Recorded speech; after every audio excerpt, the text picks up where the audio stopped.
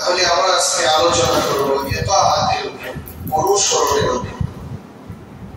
আল্লাহ পাক রব্বুল আলামিন নির্দেশ দিয়েছেন, হে রাসূল আপনি বিশ্ব মানবতাকে বলে দিন, যদি তারা আমাকে ভালোবাসতে চায় তারা যেন আপনার অনুসরণ করে। তাহলে আল্লাহর ভালোবাসা হবে রাসূলের অনুসরণের মাধ্যমে। রাসূলের অনুসরণ যদি আমরা করি তবে আল্লাহ পাক রব্বুল আলামিন আমাদেরকে ভালোবাসবেন এবং আমাদের জীবনের সমস্ত গুনাহ খাতাগুলি মাফ করে দেবেন। আল্লাহর হাবিব সাল্লাল্লাহু আলাইহি ওয়াসাল্লাম বলেন, মান আতাআনি ফাকাদ আতা আল্লাহ, যে আমার অনুসরণ করলো সে আল্লাহ পাক রব্বুল আলামিনের অনুসরণ করলো, হুকুম মানলো।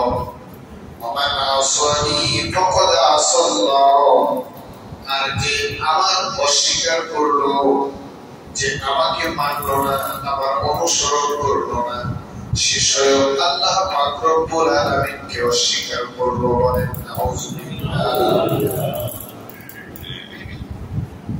আল্লাহর হাবিব সাল্লাল্লাহু আলাইহি ওয়াসাল্লাম লম্বা হাদিসে ইরশাদ করে বলেন, মান আতাআনি ফাকাদ আতা আল্লাহ ওয়া মান আসানি ফাকাদ আসাল্লাহ ওয়া মান ইউতিউল আমিরু ফাকাদ আতাআনি। আর যে ব্যক্তি আমিরের ইতাআত করলো সে আমার ইতাআত করলো, আমার অনুসরণ করলো। ওয়া মান ইয়াসি আমিরু ফাকাদ আসানি। আর যে ব্যক্তি আমিরের অনুসরণ করলো না, ইতাআত করলো না, ওই ব্যক্তি আমার অনুসরণ করলো না, আমার ইতাআত করলো না। বলেন নাউযুবিল্লাহ। সম্মানিত মুসলিয়ানে কেরাম, এই হাদিসের ব্যাখ্যায় মুহাদ্দিসিনে কেরামগণ বিভিন্নভাবে ব্যাখ্যা বিশ্লেষণ করেছেন। আমাদের বোঝার জন্য সহজ বিষয়টি আমি উপস্থাপন করছি। আমরা সরাসরি আল্লাহ পাক রব্বুল আলামিন জনাবে মুহাম্মদুর রাসূলুল্লাহ সাল্লাল্লাহু আলাইহি ওয়াসাল্লামকে দুনিয়ার জমিনে পাঠিয়েছিলেন। সরাসরি জনাবে মুহাম্মদুর রাসূলুল্লাহ সাল্লাল্লাহু আলাইহি ওয়াসাল্লামের ইতাআত অনুসরণ আমাদের পক্ষে সম্ভব নয়, কারণ আমাদের সম্মুখে হুজুর সাল্লাল্লাহু আলাইহি ওয়াসাল্লাম উপস্থিত নয়। ঠিক কিনা বলেন? হুজুর সাল্লাল্লাহু আলাইহি ওয়াসাল্লাম কি আমাদের সম্মুখে উপস্থিত? তিনি তো উপস্থিত না, তিনি তো দুনিয়ার জমিন থেকে বিদায় নিয়েছেন।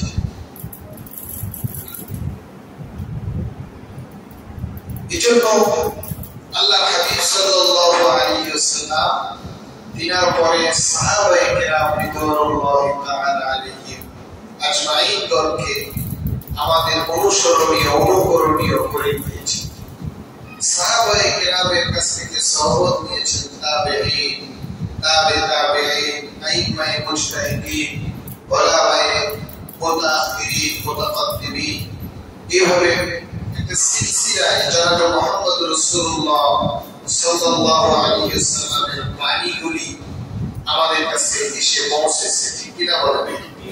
যেমন আমরা কোরআনুল কারীম তেলাওয়াত করি এখন পৃষ্ঠায়, কোরআনুল কারীমকে একটি পাণ্ডুলিপি আকারে আমরা তেলাওয়াত করছি। এটা তো এক সময় এরকম ছিল, কারণ এক সময় প্রিন্টার মেশিন ছিল না, কাগজ তৈরির এরকম অত্যাধুনিক যন্ত্রপাতি ছিল না। কোরআনুল কারীম বিভিন্ন জায়গায় বিক্ষিপ্তভাবে ছিল। এটাকে একত্রিত করে পাণ্ডুলিপি আকারে ফাইনালি যিনি এই কাজটাকে সমাপ্ত করেছিলেন তিনি হচ্ছেন হযরত ওসমান বিন নুরাইন রাদিয়াল্লাহু তাআলা আনহু। এইভাবে কোরআন এবং হাদিসের আলোচনা ব্যাখ্যা বিশ্লেষণ আমরা তো সরাসরি জনাবে মুহাম্মদুর রাসূলুল্লাহ সাল্লাল্লাহু আলাইহি ওয়াসাল্লামকে পাই নাই। সাহাবায়ে কেরাম, তাবেঈন, তাবেঈন, মুস্তাহিদ এইভাবে বিভিন্ন পর্যায়ে বিভিন্ন দশক বিভিন্ন শতক বিভিন্ন যুগ অতিক্রম করে এসে আজকের সময় 2025-এ এসে আমি আর আপনি পবিত্র কোরআন এবং হাদিস জানতে পারছি। বলি সুবহানাল্লাহ। এগুলি হচ্ছে বিভিন্ন মাধ্যমে আসার পরে একটা পর্যায়ে এসে আমরা ইলম অর্জন করে পবিত্র কোরআন এবং হাদিস জানতে পারছি। যেমন আমি আপনাদের সম্মুখে কোরআন এবং হাদিস যা কিছু বলছি এজন্য আমার ওস্তাদ ছিল, হুজুর ছিল, ঠিক কিনা বলেন? ওস্তাদ মানে মুআল্লিম, শিক্ষক, যার কাছ থেকে শিখেছি। আমার হুজুরের আবার তার হুজুরের কাছ থেকে শিখেছি, তার হুজুরের আবার তার হুজুরের কাছ থেকে শিখে আছে। এইভাবে পর্যায়ক্রমে গিয়ে আমাদের প্রত্যেকেরই পরিসমাপ্তি আমরা যার কাছ থেকে কোরআন এবং হাদিস জেনেছি তিনি হচ্ছেন জনাবে মুহাম্মদুর রাসূলুল্লাহ সাল্লাল্লাহু আলাইহি ওয়াসাল্লাম। সম্মানিত মুসলিম কিরাম, আমরা আমাদের ওস্তাদদের ইতাআত করেছি কিভাবে? খুব কঠিনভাবে। আমি তো ছোট মানুষ, যারা মুরব্বী কেরাম আছে তাদের ব্যাপার তো আরো ভয়ঙ্কর, মানে আমাদের যিনারা ওস্তাদ রয়েছে তাদের ব্যাপার তো আরো কঠিন। আমার ওস্তাদের সম্মুখে আমি কোনদিন হুজুর বসে আছে আর হুজুর অনুমতি দেয় নাই আমিও বসে বলবো, এটা মনে হয় আমার জীবনে কোনদিন হয় নাই আর হবেও না। এরপরে ওস্তাদের চেয়ারে বসে আছে আর আমাকে চেয়ারে বসতে বললে আমি বসবো, এটা আমার দ্বারা সম্ভবই না। এরপরে ছাত্র জামানায় যখন ছাত্র ছিলাম এলাকার মাদ্রাসায় পড়েছি, হুজুর রাস্তা দিয়ে হেঁটে যাচ্ছে আর আমি সাইকেল চালাইয়া যাচ্ছি, এটা কোনোভাবেই পসিবল না। একটা সময় শিক্ষকদেরকে ছাত্ররা এইভাবেই মূল্যায়ন করতো, কিনা বলেন? আরো কঠিন ভাবে মূল্যায়ন করতো। এগুলি তো কিছু নমুনা বললাম। তখন তো আর টেপ ছিল না, টেপ কল ছিল না। শিক্ষক টিউবওয়েল টিপে বদনায় পানি ভরবে আর ছাত্র দাঁড়ায় দাঁড়ায় দেখবে, এটা তো আকাশ স্পর্শক সম্ভব না, কোনোভাবেই সম্ভব না। এটা তো মারাত্মক লেভেলের বিয়াদবি, কিনা বলেন? যে ওস্তাদ তিনি তো ওস্তাদ, তিনি তো শিক্ষক, তিনার খেদমত করবেন ছাত্ররা, এটাই তো স্বাভাবিক। তিনার যে কোনো প্রয়োজন ছাত্ররা মিলাই দিবে, এটাই তো দরকার। মানে সবকিছুকে উৎসর্গ করে ওস্তাদের ইতাআত অনুসরণ ছিল। আবার আমাদের ওস্তাদগণ তিনাদের ওস্তাদদেরকে গোসল করে দিতেন, গোসলের পরেও করতে দিতেন, আরো বিভিন্ন ভাবে আরো মজবুত ভাবে খেদমত করতেন। যে আমরা যারা মাদ্রাসায় পড়ালেখা করি আমাদের নলেজে ধরবে না, অনেকের কাছে বিষয়গুলি দৃষ্টিকটুর মনে হবে, অভাবনীয় মনে হবে, কিন্তু আমি একটা লেভেলে ইতাআতের আলোচনা করতে চাচ্ছি। এজন্য শুধুমাত্র মানে আমি হুজুর মানুষ, এজন্য মাদ্রাসার কথাই বলছি। ইতাআত অনুসরণ মানে আমার ওস্তাদগণ তিনাদের ওস্তাদদের অনুসরণ করতেন, তিনাদের ওস্তাদগণ তিনাদের ওস্তাদদের অনুসরণ করতেন, তিনাদের ওস্তাদগণ তিনাদের ওস্তাদদের অনুসরণ করতেন। এইভাবে অনুসরণ করতে করতে অনুসরণের মাত্রাটা যত উপর দিকে তত মজবুত বেশি। বলেন আলহামদুলিল্লাহ। এখন আস্তে আস্তে অনুসরণের মাত্রা সর্বোপরি, মানে আমি কিন্তু উদাহরণ হিসেবে বলছি, আমার পর্যন্ত এসে আমার ওস্তাদদের অনুসরণের দুর্বলতা বেশি হওয়ার কারণে, মানে দুর্বলতা আমার ওস্তাদের চাইতে আমার ইতাআত, আমার অনুসরণ আমার ওস্তাদকে দুর্বল, আমার চাইতে আমার ওস্তাদ তার ওস্তাদকে ইতাআত করার মাত্রাটা আমার চাইতে মজবুত শক্তিশালী, আর আমার ওস্তাদের চাইতে আমার কি দুর্বল কম। যার কারণে আমার ছাত্রের দুর্বলতা আমার চাইতে বেশি হয়েছে। কি বলেন, তাই না? ব্যতিক্রম কিছু বলে, সবাই তো একরকম না। আমি উদাহরণ দিচ্ছি বোঝানোর জন্য। কিন্তু আমাদের এখন আমি কথা বলছি, আমি যে কথাগুলি বলছি এই কথাগুলি আমাদের সকলকে নিতে হবে। কেন নিতে হবে? আমরা যদি আল্লাহর ভালোবাসা পেতে চাই, ইতাআত করতে হবে, অনুসরণ করতে হবে জনাবে মুহাম্মদুর রাসূলুল্লাহ সাল্লাল্লাহু আলাইহি ওয়াসাল্লাম। আর ইতাআতের বাধা কমে যাওয়ার কারণে, আস্তে আস্তে দুর্বল হওয়ার কারণে সামাজিকভাবে বিভিন্ন প্রকারের অবক্ষয় আমাদের সমাজকে গ্রাস করে ফেলেছে। জবাব করে বলি নাউজুবিল্লাহ। একটা সময় আমাদের সমাজে চা পান করার প্রচলন খুব কম ছিল, ঠিক কিনা বলেন? চা পান করার অভ্যাসটা সর্বোচ্চ মনে হয় 10 বছরের মধ্যে হয়ে গেছে, ঠিক কিনা বলেন? এখন যদি কেউ বাড়ির জানালা দিয়ে কাপের মধ্যে চিনিতে একটু গুড়গুড় করে রাস্তা দিয়ে যাইতে লাগলে বুঝি এই জায়গায় মনে হয় চা বানায়। আগের এক পরে দোকান থেকে খাই আসছে চা পান করে আসছে, কিন্তু এই জায়গায় যদি ওই চায়ের কাপ আর চিনির সার্ভিসের বাড়ি শুনে বলে আর এক কাপ খেয়েছে, ঠিক কিনা বলে? এখন চা খাওয়াটা এরকম হয়েছে না? কিন্তু আজ থেকে 10 বছর আগে 15 বছর আগে চা খাওয়াটা ছিল মানে একেবারে খুব কম প্রচলন, এবং এটা ভদ্র লোকের, শিক্ষিত লোকের, বড় মানুষ যারা তারা চা পান করবে এরকম একটা ভাব ছিল। মানে আমি যে বিষয়টি বোঝাইতে চাচ্ছি, সমাজের নিম্নবৃত্ত হোক উচ্চবৃত্ত হোক, বড়দের সম্মুখে ছোটরা চা পান করতেও একটু ভীতু সন্ত্রস্ত হতো, একটু আদবের খেলাপ মনে করতো যে আমার মুরব্বী দোকানে বসা রয়েছে, তার সামনে গিয়ে আমি এক কাপ চা পান করবো কিভাবে, আদবের খেলাপ মনে করতো। তাদের সম্মুখে বিড়ি সিগারেট ধরানো তো দূরের কথা, এখনো পর্যন্ত অনেক সন্তান রয়েছে যাদের নেশা, বিড়ি সিগারেটের নেশা আছে, কিন্তু তাই বলে বাপের সম্মুখে, চাচার সম্মুখে, মুরব্বীদের সম্মুখে সে বিড়ি সিগারেটের আগুনটা ধরাবে এই সাহসটা এখনো পর্যন্ত পায় না। এমন আদরওয়ালা মানুষ আছে না? বিড়ি সিগারেট খায় আবার আদরওয়ালা বলতেছে। আদরওয়ালা বলতেছি কারণ হইল, এখন দেখবেন রাস্তাঘাটে চলাফেরা করতে গেলে যাদের নাকে টিভি দিলে এখনো পর্যন্ত দুধ বের হয়, এ সকল বাচ্চারা বড় বড় বিড়ি সিগারেট ধরায়া পুরো মানে এইভাবে টান দিয়ে সেটা মুরব্বীদের মুখের দিকে ধোঁয়া মারতেছে। এরকম আছে না? নাই? মানে ধোঁয়াটা মানে গোপনে ধরানো তো দূরের কথা, কিন্তু ধোঁয়াটা মুরব্বীদের মুখে মারতেছে। আদব শেষ হয়ে গিয়েছে, ইতাআতের মাত্রা হয়ে গিয়েছে।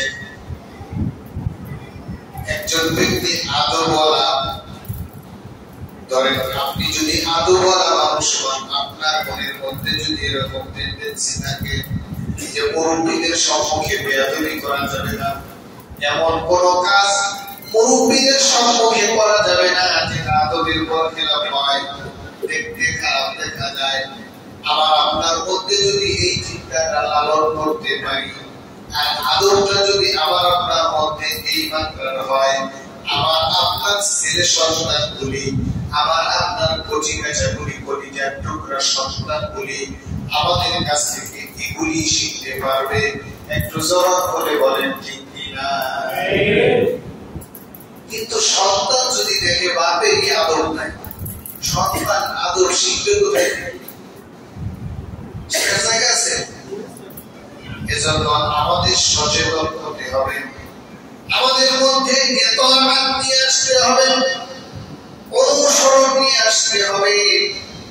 অনুসরণ করব জনাবে মুহাম্মদুর রাসূলুল্লাহ সাল্লাল্লাহু আলাইহি ওয়াসাল্লামের। অনুসরণ করব কোন ক্ষেত্রে? অনুসরণ করতে হবে সকল ক্ষেত্রে। আমার জীবনের চলাফেরা, উঠা বসা, খাওয়া দাওয়া, চাকরি বাকরি, ব্যবসা বাণিজ্য, সব কিছুর মধ্যে অনুসরণ থাকবে জনাবে মুহাম্মদুর রাসূলুল্লাহ সাল্লাল্লাহু আলাইহি ওয়াসাল্লামের। ঠিক কি না বলেন? চলাফেরা করতে গিয়ে রাস্তাঘাটে আমার জবাব থেকে যদি বড়দেরকে সালাম দেওয়া আসে, তাহলে আমার সঙ্গে আমার যে ছোট ছোট সন্তানেরা রয়েছে, সে আমার সন্তান, হোক সে আমার প্রতিবেশী, হোক সে আমার বয়সে ছোট, হোক সে আমার অনুগত কেউ, যখন দেখবে যে আমার বড় কেউ কাউকে সালাম দিল, তখন তাকে নতুন করে শিখাই দিতে হবে না। তুমি মানুষের সম্মুখে গেলে, মুরব্বীদের সম্মুখে গেলে তাদেরকে সালাম দিবা, এটা শিখাই দেওয়া লাগবে না। সে একাই চলতে ফিরবে, একদিন দুই দিন তিন দিন দেখতে দেখতে সে বুঝে ফেলবে, সে শিখে ফেলবে। মুরব্বীদের সম্মুখে গেলে, বড়দের সম্মুখে গেলে সালাম দিয়ে কথা শুরু করতে হয়। এটা বলেন, এটা হলো একটা সাইন বোঝানোর জন্য বললাম। এইভাবে প্রত্যেকটি কাজ যখন আমাদের নিম্ন, আমাদের চাইতে বয়সে কম, আমাদের চাইতে শিক্ষায় দীক্ষায় কম, আমাদের চাইতে প্রশক্তিতে কম, আমাদেরকে অনুসরণ করে, আমাদের কাছ থেকে অনুকরণ পাওয়া উপযুক্ত এমন মানুষগুলি যখন আমাদের মধ্যে আদরে ভরপুর দেখবে, আমাদের মধ্যে আমলে ভরপুর দেখবে, তখন তাদেরকে নতুন করে ওয়াজ করতে হবে না। আমাদেরকে তো আর দেখেই তাদের ভিতরে শিক্ষা ঢুকে যাবে। বলি আলহামদুলিল্লাহ। এজন্য আমাদের সকল ক্ষেত্রে ইতাআত করতে হবে। জনাবে মুহাম্মদুর রাসূলুল্লাহ সাল্লাল্লাহু আলাইহি ওয়াসাল্লামের আমাদের ভিতরে ইতাআত কবিকে ছেড়ে আমরা ইতাআত করি না। যেমন ধরেন একটা উদাহরণ দেই, আমরা সকলে বাড়িতে খাবার খাই কিনা? খাবার খাই কিনা? সকলেই তো বাড়িতে খাবার খাই। একসাথে বসে পরিবারের সকলে এক টেবিলে বসে খাবার খাওয়া অভ্যাস আমাদের কম না বেশি? কম না বেশি? অনেকে বলতেছেন বেশি, অনেকে বলতেছেন কম। মানে যিনি খান তাদের চিন্তাধারা এরকমই, আর যিনি না খান তাদের চিন্তাধারা এরকম। কিন্তু এখন তো আমাদের ফ্যামিলি শুরু হয়ে গেছে, পরিবারের সবাইকে নিয়ে বসে খাবার খাবো। পরিবারের সবাইকে, আমি, আমার ছেলে আর আমার বউ, এখানে আমার পরিবারে আমার ভাই বাঁধতেছে, আমার আব্বা বাঁধতেছে, আমার মা বাঁধতেছে, আমার ভাতিজা, তো এগুলো তো হলো মানে শতাব্দ আত্মীয়, কি বলেন, তাই না? একটা সময় বড় পরিবার ছিল, নিজের আপন ছেলে, কি বলে, আপন ভাইয়ের আপন ছেলের যে সন্তান সন্ততি, নাতি, মানে কি বলে, ভাইয়ের ছেলের ছেলে হলো নাতি। এটা তো এখন অনেক দূরের সম্পর্ক, এটা তো মানে ধারে কাছে নিয়ে আসা যায় না। কিন্তু তখন নিজের সন্তানের সন্তান মনে হতো, ঠিক কিনা বলেন? কারণ সকলে একত্রিত ছিল, চায়ের ভাই ছয় সকলে একসঙ্গে, ভাতিজা ভাতিজি সব একসঙ্গে যদি বসতো খাবার খেতে, তাইলে মানে একবারে যদি কম করেও বসতো তো 15 জন। বলেছে এটা হলো প্রথম বৈঠক, সবে দ্বিতীয় বৈঠকে আরো 8-10 জন আছে। কিন্তু এখন প্রথম বৈঠকই তো শেষ, দ্বিতীয় বৈঠকের কল্পনাই করা যায় না। কারণ প্রথম বৈঠকে তো 3 জন, দ্বিতীয় বৈঠকে 8 লোক কোথায়? ধরে ছোট পরিবার হওয়ার কারণে হয়ে গিয়েছি 3 জন। আমার সঙ্গে আমার পরিবার টুকরা একজন সন্তান রয়েছে। এই সন্তান দুনিয়ার সম্বন্ধে তার কোনো বুঝ, কোনো পয়দা হয় নাই। আব্বু আম্মু খানা খাইতে বসছে, এজন্য খানা খাওয়ার পূর্বে দস্তরখানা বিছাইয়ে নিছে। কারণ খাবার খাওয়ার সময় দস্তরখানা বিছাইয়ে খাবার খাওয়ার অভ্যাস ছিল। জনাবে মুহাম্মদুর রাসূলুল্লাহ সাল্লাল্লাহু আলাইহি ওয়াসাল্লামের বলেন সুবহানাল্লাহ। কারণ খাবার খাইতে গিয়ে হইতে পারে কোন খাবার নিচে পড়ে যাবে, দস্তরখানা তো পরিষ্কার, খাবারটা যদি নিচে পড়েও যায় সেখান থেকে আবার উঠিয়ে নিয়ে এসে খাবারটা খাওয়া যাবে। বলেন আলহামদুলিল্লাহ। আর যদি ময়লার মধ্যে পড়ে যায়, ধুলিবালির মধ্যে পড়ে যায়, তাহলে খাবারটা তো আর খাওয়া যাবে না। খাবার নষ্ট করার বিদ্যমান অভ্যাস জনাবে মুহাম্মদুর রাসূলুল্লাহ সাল্লাল্লাহু আলাইহি ওয়াসাল্লামের ছিল না। সুবহানাল্লাহ। বিনা প্লেটে কখনো খাবার বেশি হয়, ছেড়ে রাখা প্রয়োজন হয়। আমরা তো চৌরাস্তার আশপাশ দিয়ে খাবার বসার বন্ধে এমনিতেও যত ধরনের ময়লা আছে সব, আমার কেন জানি মনে হয় সারা বাংলাদেশে জনবহুল এরিয়া যেখানে মানুষের চলাচলের রাস্তা, যেখান দিয়ে মানুষ চলাচল বেশি করে, এই সকল জায়গায় ময়লাগুলি স্কুট করে। কারণ আমি নিজে নিজে চিন্তা করি, চিন্তা করি যে ময়লাগুলি তো এই জায়গা থেকে উৎপন্ন হয়। ধরেন আমাদের চৌরাস্তায় যে ময়লাগুলি চৌরাস্তায় রাখা হয়, ময়লাগুলিকে মাটির নিচ থেকে উঠে বিভিন্ন জায়গা থেকে জড়ো করে এই জায়গায় ফেলানোর পরে এরপরে সিটি কর্পোরেশনের লোকজন গাড়িগুলি দিয়ে নিয়ে চলে যায়, তাই না? কিন্তু এটা এখানে রাখার কারণ এটা এমন একটা জায়গায় রাখতো যে জায়গায় থেকে মানে সবাই মেন কেন্দ্রে একেবারে চৌরাস্তায় যেখানে সবাই যাওয়া দরকার হয়, সব এলাকার গাড়ি ঘোড়া এসে যেখানে একত্রিত হয়, এই জায়গাটা ময়লা একত্রিত করার কারণ কি আমি বুঝি। যাই হোক, এর মধ্যে কিন্তু প্রচুর পরিমাণে নষ্ট খাবারও থাকে, কিনা বলে খাবার নষ্ট হয়ে যায়। কিন্তু জনাবে মুহাম্মদুর রাসূলুল্লাহ সাল্লাল্লাহু আলাইহি ওয়াসাল্লাম এমন ভাবে কখনো খাবারই খান নাই যে খাবার নষ্ট হবে। কারণ তিনি তো দিনের খোদাটাকে তিনটি ভাগে ভাগ করেছেন। এক ভাগ খাবার দ্বারা পরিপূর্ণ করেছেন, আর এক ভাগ পানি দ্বারা পরিপূর্ণ করেছেন, আর এক ভাগ খোদা পেটের মধ্যে রেখে দিয়েছেন। বলি আলহামদুলিল্লাহ। আমরা আমাদের খাবারকে তিন ভাগ করি, মানে খাইতে পারবো এক ভাগ, এক লোকমা খাইতে পারবো তিন লোকমা নিয়ে। ইয়া সেটা খোদার টুকুর প্রথম লোকমাই হয়ে গেল। খোদা ছিল প্রথম লোকমা, এক লোকমা দিয়ে খোদা শেষ, আর এক লোকমা অতিরিক্ত খাই বলা পর্যন্ত, আর তৃতীয় নম্বর লোকমা নষ্ট করে ফেলে দেই। বলেন নাউজুবিল্লাহ। এরকম হয় কি? বিবাহ শাদীর আয়োজন, বড় কোনো অনুষ্ঠান, বলে যে লোক কয়জন? 300 জন, 350 জনের রান্না করা। কারণ যদি খাবার সব করে এখানে যদি 300 জন হয়, আর যদি কোনো অনুষ্ঠানকারী তাহলে বিবাহের অনুষ্ঠান বিয়ে পক্ষ যদি বলেছে মানুষ যেহেতু 300 জন, মানে 3 ভাগ করে 100 জনের না পাকায় 150 জনের পাকায়, আর সবাই এসে যখন খাবার গ্রহণ করতে বসবে অল্প অল্প করে দিব যাতে খোদাটাকে 3 ভাগ করে, তাহলে ওই বাড়ির মেয়ে নিয়ে যাবে বলবে এই বিপরের সঙ্গে সম্পর্ক করা সম্ভব।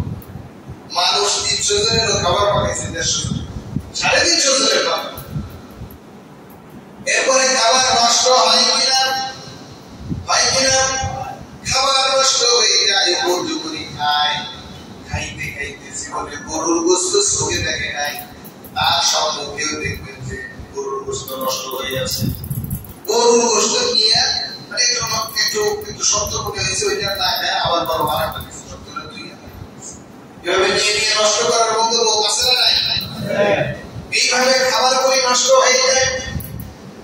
কিন্তু আল্লাহ হাবিব সাল্লাল্লাহু আলাইহি ওয়াসাল্লাম দস্তরখান নিতেন যাতে করে খাবার নষ্ট না হয়, আর তিনার খোদাটাকে 3 ভাগ করে, খোদা তো রেডি আছে, যদি খাবার ভুলেও বেশি দেওয়া হয়ে যায় খাবার কি নষ্ট হওয়ার কোনো সংখ্যা আছে?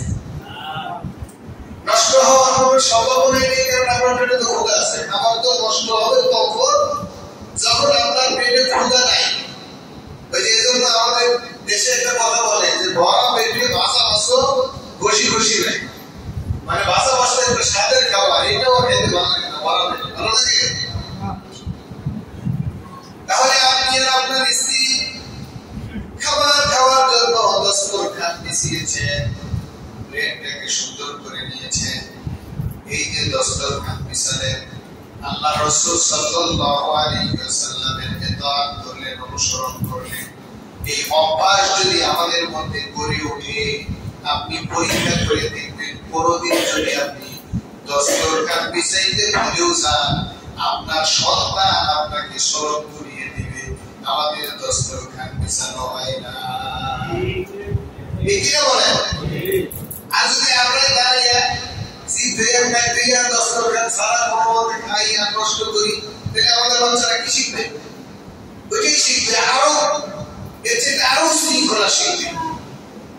এজন্য প্রতিটি কাজে ইতাআত করতে হবে জনাব মুহাম্মদুর রাসূলুল্লাহ সাল্লাল্লাহু আলাইহি ওয়াসাল্লামের। কেন ইতাআত করব? জনাব মুহাম্মদুর রাসূলুল্লাহ সাল্লাল্লাহু আলাইহি ওয়াসাল্লামের যে আল্লাহ পাক রব্বুল আলামিন বলেছেন, তোমরা যদি আমাকে ভালোবাসতে চাও আমার রাসূলের ইতাআত করো। আমার রাসূলের ইতাআত করলে আমি তোমাদেরকে ভালোবাসবো। বলেন সুবহানাল্লাহ। ফাত্তাবিউনি ইউহিব্বুকুমুল্লাহ। আল্লাহ পাক রব্বুল আলামিন তোমাদেরকে ভালোবাসবে, আর তোমাদেরকে আল্লাহ পাক রব্বুল আলামিন ভালোবাসলে তোমাদের গুনাহ থাকবে, এটা হবে না। আল্লাহ পাক রব্বুল আলামিন তোমাদের জীবনের সমস্ত গুনাহ কাটাগুলিও মাফ করে দিবে।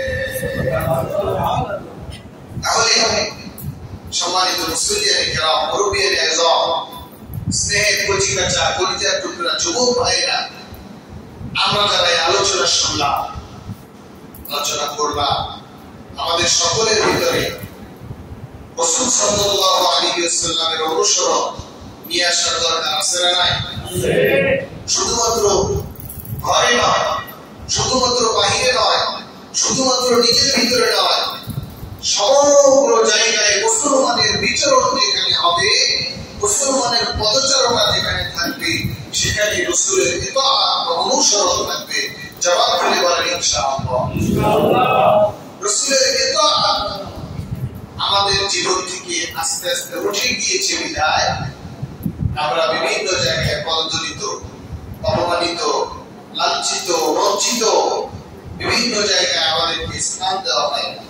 কিন্তু আমরা যদি রাসূলের ইতাআত আমাদের জীবনে, আমাদের ঘরে, আমাদের বাড়ির প্রত্যেকটি জায়গায় রাসূল আকরাম সাল্লাল্লাহু আলাইহি ওয়াসাল্লামের আদর্শ গ্রহণ করতাম, তাহলে আমরা পৃথিবীর জমিনের শ্রেষ্ঠ জাতি, সব দিক দিয়ে শ্রেষ্ঠ থাকতাম। জবাব করে বলেন না।